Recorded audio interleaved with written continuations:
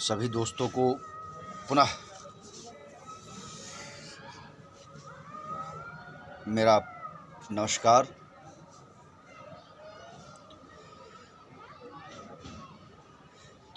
इससे पहले हमने बात के ऊपर में बहुत सारी चर्चाएं की, तो फिर आज मैं बात के ऊपर ही टॉपिक को रखना चाहता हूं। और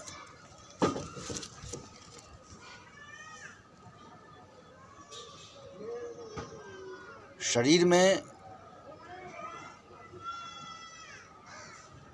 शून्य और प्रकृति का महत्व उसी प्रकार है। अगर शून्य ब्रह्म है तो अंक 1 से 9 प्रकृति।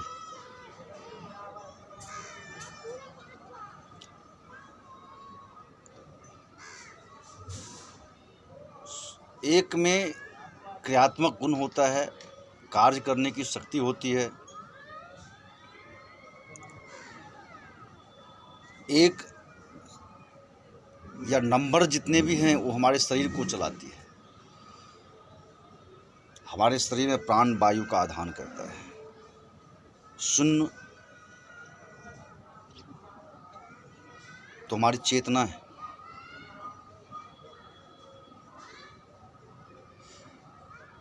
हम योग को अपने चेतना से जोड़ें, अपने शक्ति से जोड़ें। हर एक शक्ति का एक शक्तिमान होता है। आप अपने शक्ति का शक्तिमान बनिए। आप अपने शक्ति को कैसे कंट्रोल में रख रहे हैं। असल शक्तिमान उसी को कहा जाता है।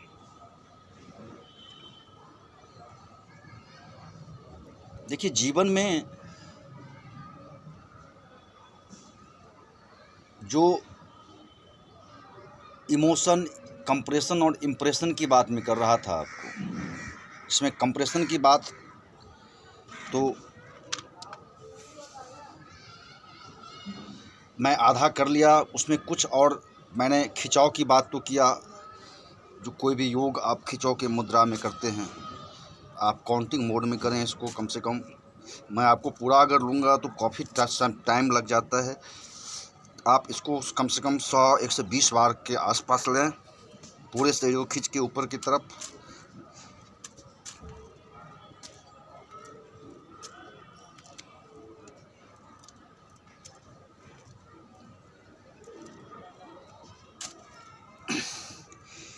आप अपने गुदा मार्ग को देख रहे हैं।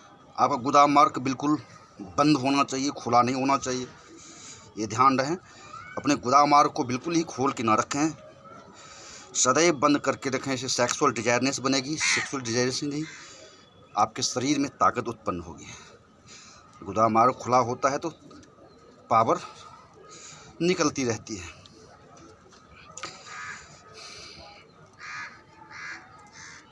ये करते हैं। इसी प्रकार आप जो है सो कपालभाति, अनुलोम विलोम भी कर सकते हैं।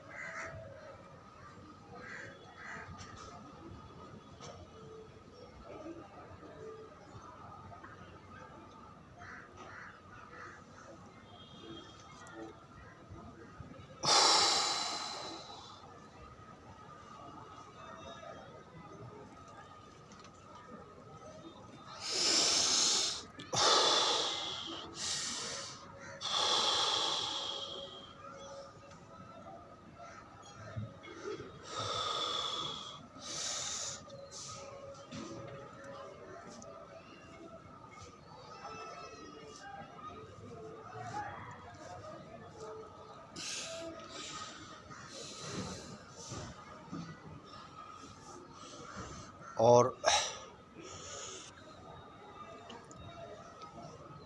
कंप्रेशन के अंदर ही आप वज़न को उठाने की कोशिश करते हैं, कितना वज़न तक आप अपने ऊपर ले सकते हैं। देखिए मैं आज की पद्धति को नकारता हूँ। आप लोहे के संपर्क में अगर आप एक्सरसाइज करते हैं तो आपकी मैग्नेटिक सिस्टम में इफ़ेक्ट आता है। मगर आज की जनरेशन्स जिम किसका सहारा ले रहा है। मैं किसी के व्यापार पे ये नहीं कर सकता, मगर लोहा, चूँकि आपके शरीर में भी रक्त का प्रवाह होता है और जिस रक्त में मैग्नेट होते हैं और उस मैग्नेटिक क्रिया के जरिए बहुत सारे ट्रीटमेंट होते हैं और लोहा मैग्नेट के लिए सुचालक होता है। आकर्षण और विकर्षण के सिद्धांत में लोहा और मैग्नेट का बहुत बड़ा संबंध है। इसीलिए आप प्राकृतिक योग करें।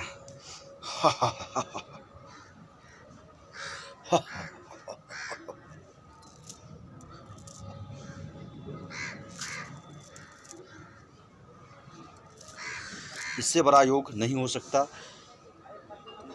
किसी भी वजन को, जैसे कि मैंने बताया आपको कि एक कैन के अंदर पानी है, इस कैन में कितना पानी लेके हम कितने देर तक एक डब्बे में डाल सकते हैं।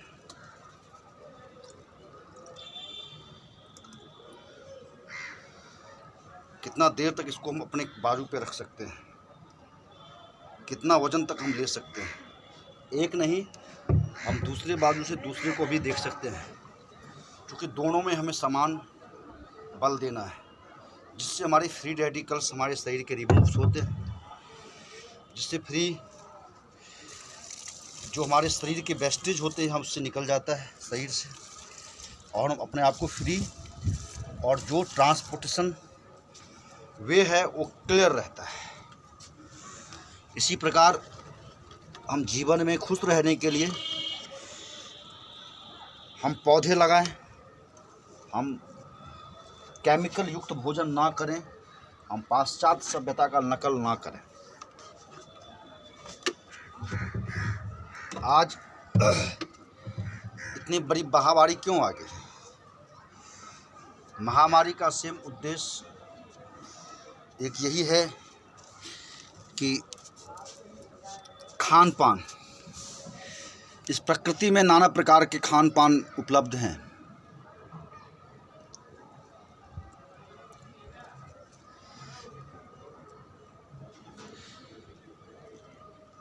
ये भारतवर्ष मैंने कई बार पोस्ट किया है और आप भी जानते हैं कि ये भारतवर्ष विश्व के मानचित्र पे विश्व का हृदय है। ऐसा फल किसी देश में को नहीं प्राप्त जो भारतवर्ष को है। 6 ऋतु फलें,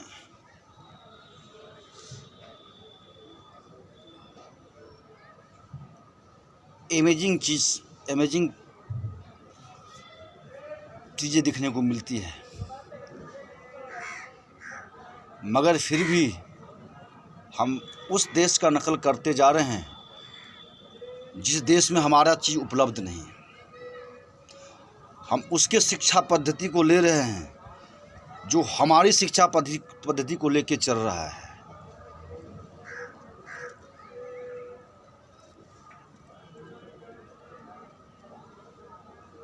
हम तृप्ति नाम का चीज़ हमारे शरीर के अंदर नहीं है, और तृप्ति नहीं रहेगी तो फिर अवरोध उत्पन्न नहीं होगा। जब अवरोध उत्पन्न नहीं होगा तो गति तो एक्सीडेंट ही करेगी। मैंने अगले वीडियो में अवरोध के बारे में भी बताया था आपको। इलेक्ट्रॉन, न्यूट्रॉन, प्रोटॉन में एक अवरोधक होता है जो स्थिति का एक परिणाम देता है। इसी प्रकार आपके जीवन में एक स्टेज होना चाहिए कि थोड़ी देर रुक के हम वो पीछे किए गए काम का एनालिसिस करें। देखिए, कोई भी इंसान कोई भी कार्य अपने लिए ही करता है, दूसरे के लिए नहीं करता।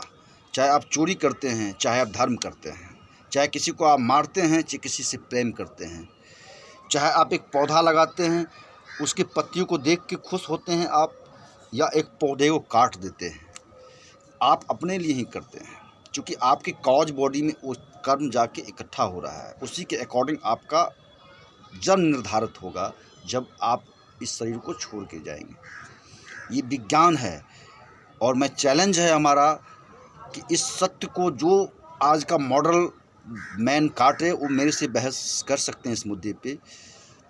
और चूँकि मैं 10 साल से की उम्र से 10th के ही मार्कशीट, 10th के एडमिट कार्ड में मुझे स्फटिक और रुद्राक्ष का माला है। मैं रिसर्च तब से कर रहा हूँ पर्यावरण के ऊपर, प्रकृति के ऊपर।